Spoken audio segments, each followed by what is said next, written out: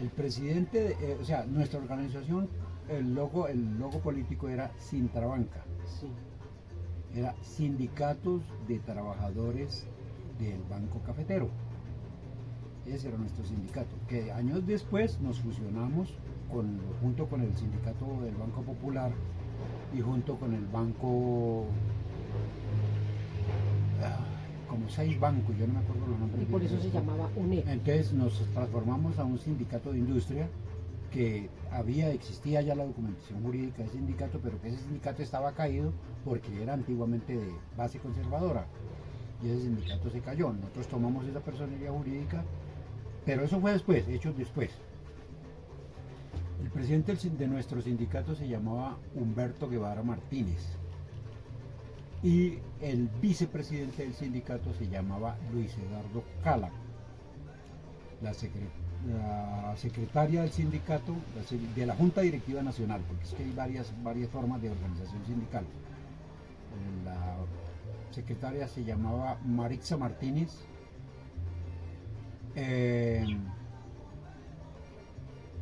El fiscal era Manuel Alfonso López. Yo era vicepresidente de la Junta Seccional Bogotá. Yo era el vicepresidente. Nuestro presidente se llamaba ay, era uno Crespito, ¿cómo era que se llamaba él? El presidente de nosotros. Y Juan Carlos Acosta. Juan Carlos Acosta era el presidente de nuestra Junta Directiva Nacional. Yo era el vicepresidente. Nuestra secretaria, ya se me olvidaron los nombres. Casi que parecía la organización de nosotros los estudiantiles, porque como le digo yo, nuestra organización de estudiantes también es así. Está el presidente nacional del Congreso. No, es que eso es igual. Y la de por su ciudad, digamos por Bogotá. Sí. No, en nosotros es regional, entonces estaba región andina Ah, ok. y región amazónica y todo eso. Sí, sí, eso es, las organizaciones políticas siempre se llaman organizaciones políticas, sencillamente políticas, así sea un sindicato de trabajadores, se llaman política, organización política, es porque es políticamente que se habla esa estructura, porque es que es decir, una manera de poder trabajar. De organización, sí, porque si no, imagínese. Organización política, como decir el país político. El país político tiene límites. En cambio, el físico es diferente. Sí. El país político tiene rayas, delimitaciones de hasta dónde se trabaja y por dónde y dónde se empieza. Lo mismo el sindicato. Entonces, la organización política es que nosotros cubrimos el área andina. Lo que pasaba con otros, cubrimos el área occidental, el área oriental, el área caribe y así, igual. La Junta Directiva Nacional, el presidente de la Junta Directiva Nacional, pero nosotros vivíamos, como se dice, entrecruzados. Trabajábamos la Dirección Nacional, la Junta Directiva Nacional vivía muy comunicada con la Junta Directiva Seccional Bogotá, obvio. porque la seccional es la más grande, la Bogotá. Pero había seccional Santander, seccional Valle, seccional Antioquia, la de Antioquia también fue muy fuerte, muy Pero por poderosa. ende la más grande aquí Bogotá por haber más bancos acá. Ya entiendo. Por haber más oficinas, claro, Sí. y los estatutos están organizados de tal manera también teniendo en cuenta la regionalidad. En las regiones donde hay poquitos trabajadores, pues obvio que sería sacar 0 representante, entonces había un porcentaje diferente para que ellos tuvieran un representante. Sí. ¿Sí me hago entender en ese sentido? Mientras que en Bogotá nos tocaban los estatutos al contrario. Hola, mi amor.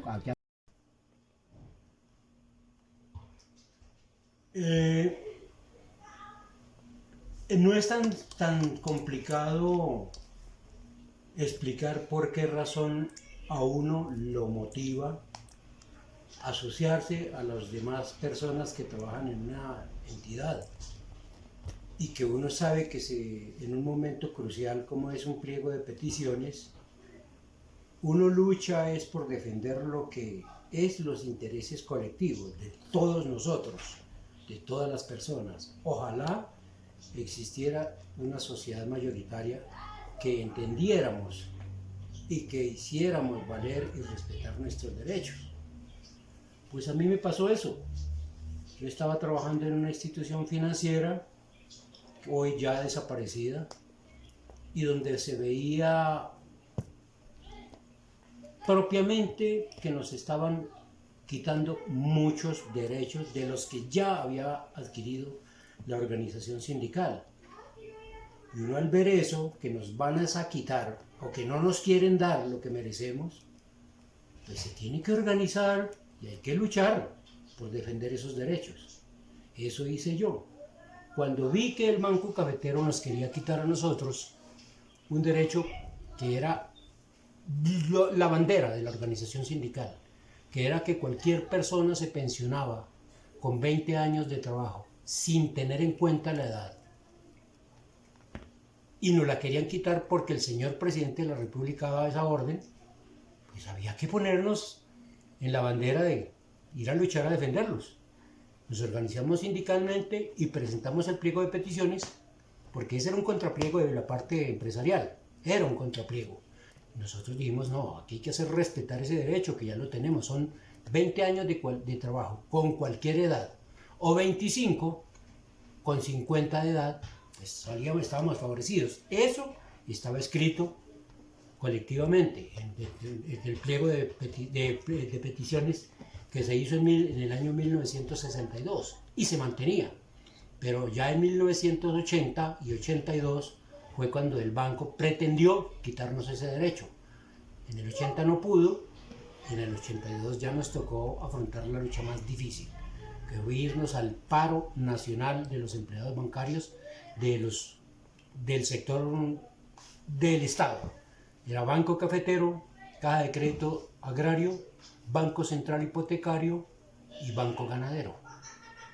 Eso es lo que nos tocó hacer a todos, porque todos prácticamente teníamos derechos iguales o similares.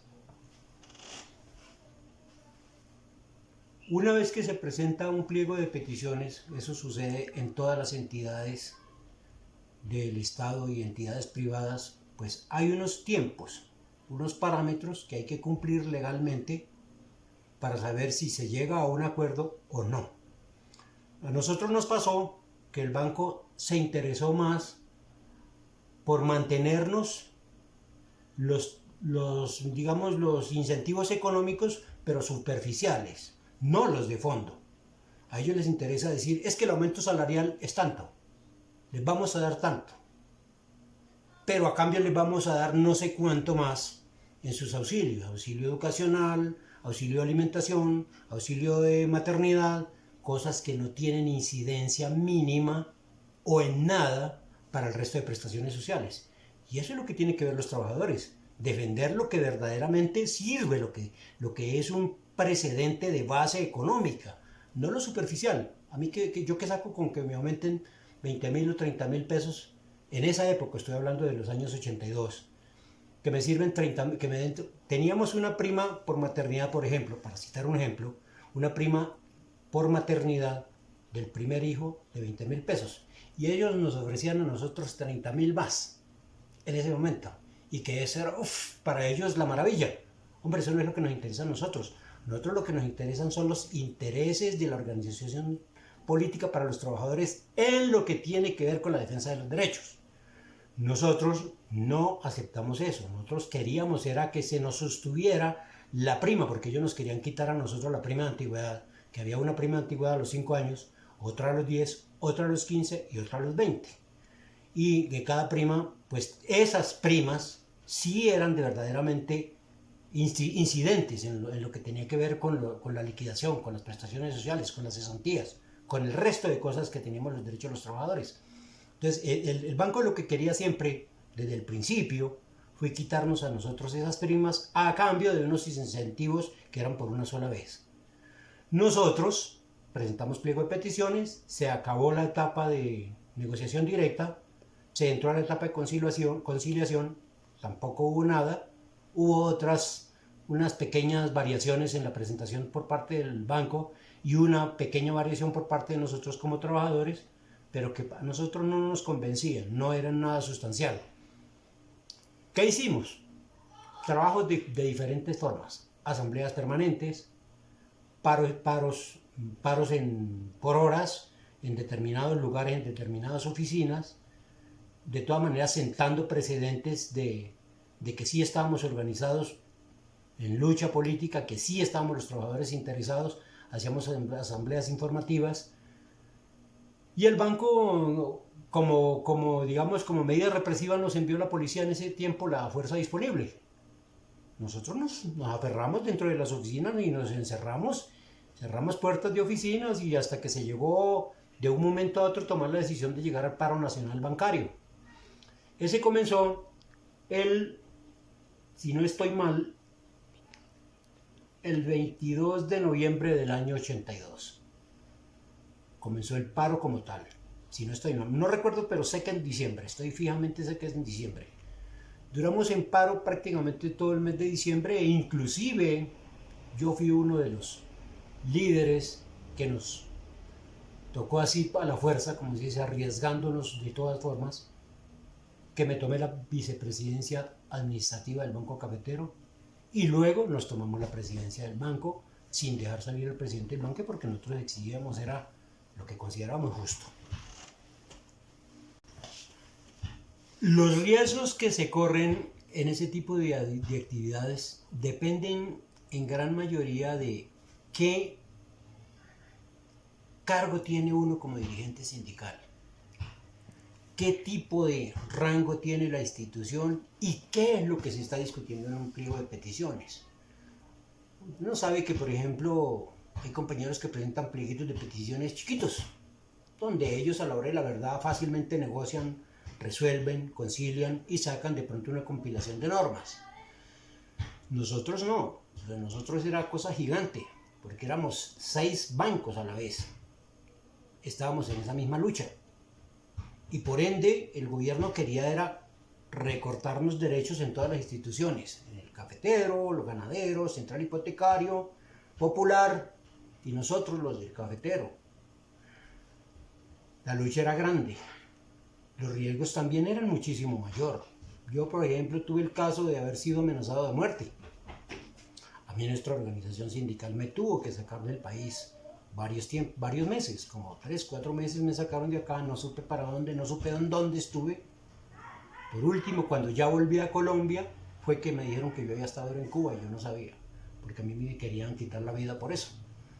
Porque como yo me había tomado la presidencia del banco, en compañía de otros 2 señores, otros compañeros, y que nosotros lo que queríamos era no perder el derecho a la pensión. Eso era lo más importante para nosotros con los 20 años. Era lo más importante. A nosotros no nos interesaba ningún tipo de auxilio, ni el óptico, ni el de alimentos, ni el locativo, ni el de ambiente, ni ningún tipo de otra cosa más que defender ese derecho. Y el aumento, pues sabíamos que el gobierno ordenaba siempre lo de siempre, por debajo del IPC, que es lo que ha pasado siempre. El salario de los trabajadores siempre ha estado por debajo del IPC, porque ellos manifiestan de que es que si le suben más al salario, entonces eso incrementa en todo, y es la mentira más grande, eso no es cierto.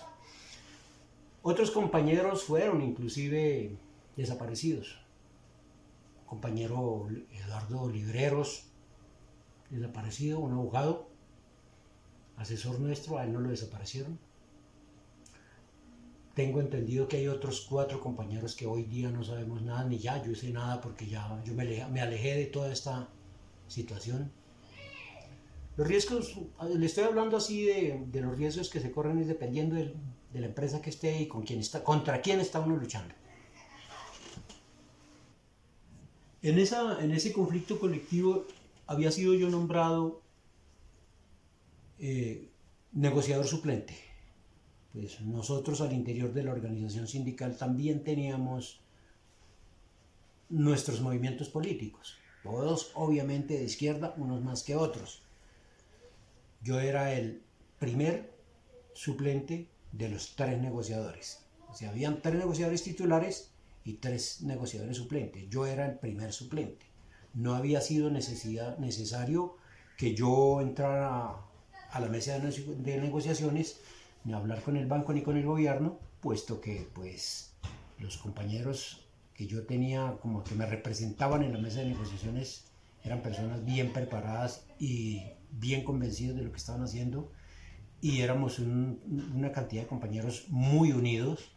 Éramos más o menos 7.000 trabajadores en Colombia, de los cuales yo creo que unos 6.000 estábamos apoyándonos mutuamente en todas partes: San Andrés, Bucaramanga, Cali, Buenaventura, Ibagué, Neiva, no, pero todas las ciudades, Antioquia, Antioquia era la más poderosa de todas en defenderse, en defender nuestros derechos, y nosotros teníamos contacto permanente a diario cómo había sido la actividad en cada una de las seccionales. Nosotros nos conmutábamos constantemente las directivas de las seccionales con la directiva nacional, íbamos nosotros a Antioquia, íbamos a Santander, y ellos venían y intercambiábamos todas las tareas.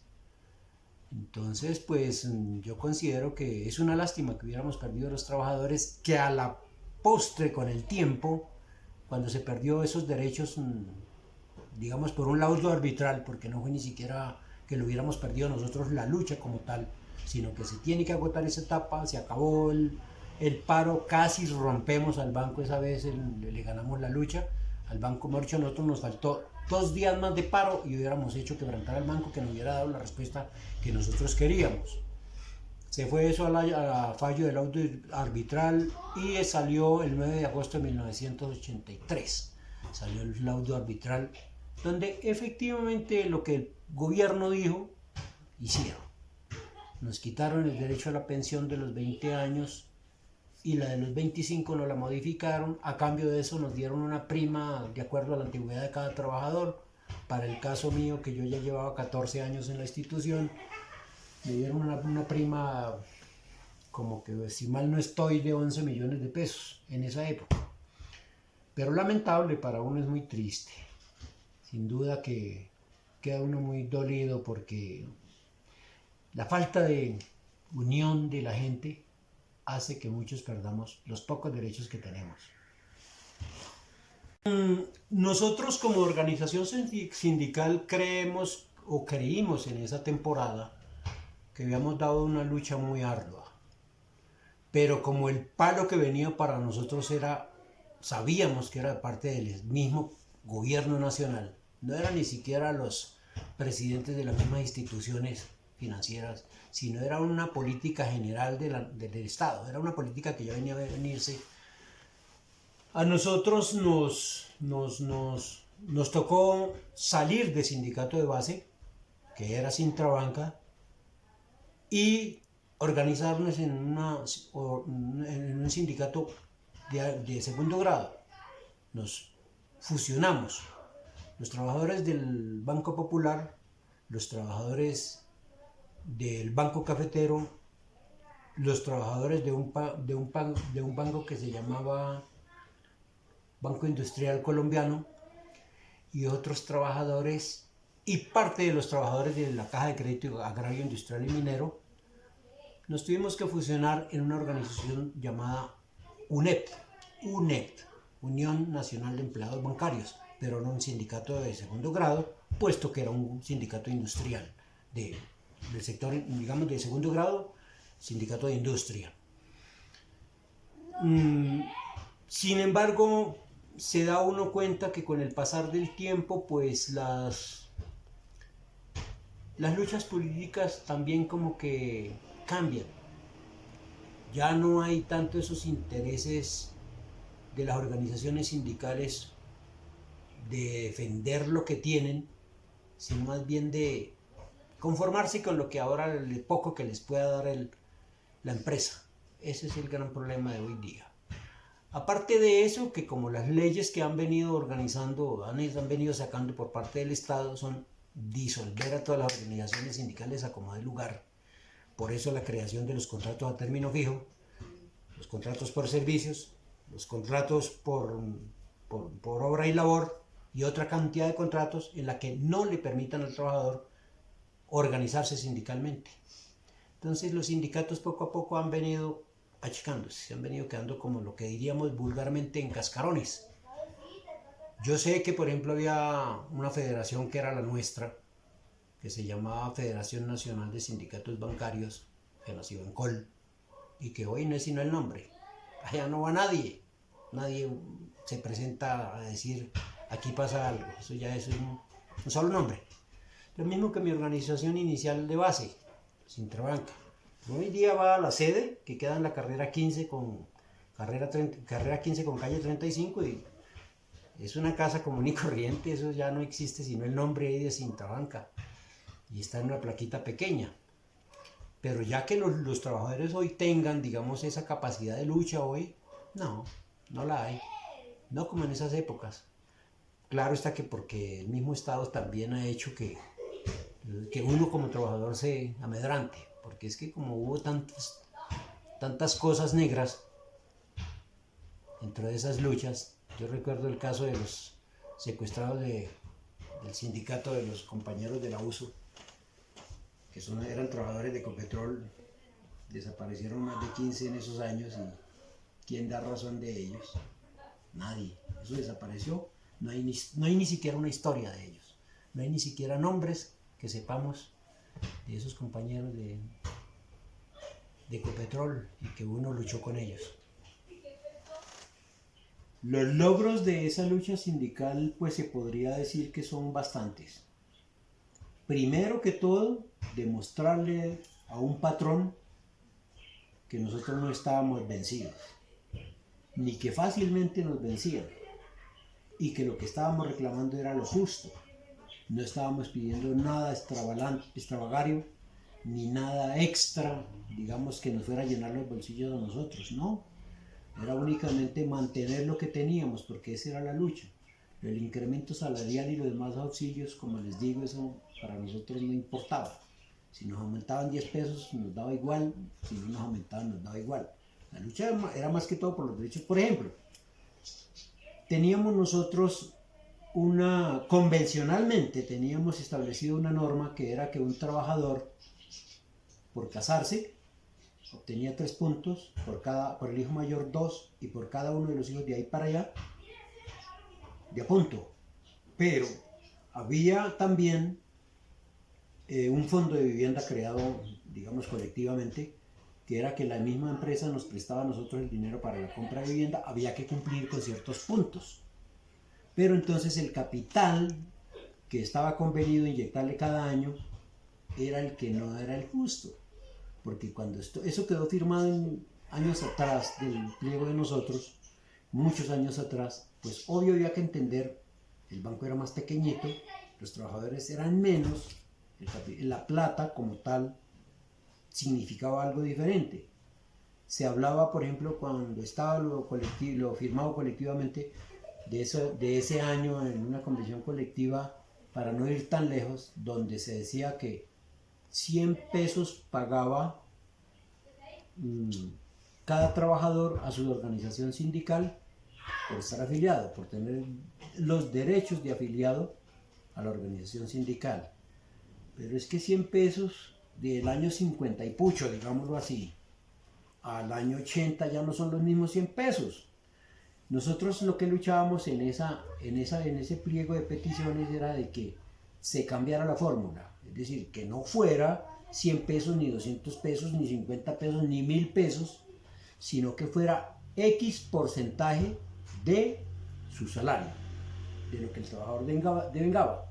Nosotros planteábamos que fuera el 10 por 1000. Y el banco nos decía que no podía, y que no se podía, y que no se podía. Y nosotros en esa lucha estábamos. Igualmente, con los permisos para la organización sindical, nosotros teníamos aproximadamente 360 permisos para el año, cada año del año colectivo de trabajo. Entonces nosotros, ¿qué le estábamos pidiendo al banco? Que nos incrementara 40 permisos, pero la diferencia, que nos aumentara en 40 permisos, pero que fueran conmutables. Los permisos conmutables, ¿qué quiere decir? Que yo tengo permiso por 8 días para ir a ejercer mi labor sindical, y entonces en cualquier momento el mismo comité ejecutivo me quita el permiso a mí para dárselo a otro compañero que se necesita que trabaje en otra región. Y el banco de eso se pegaba que no, y que no, y que no.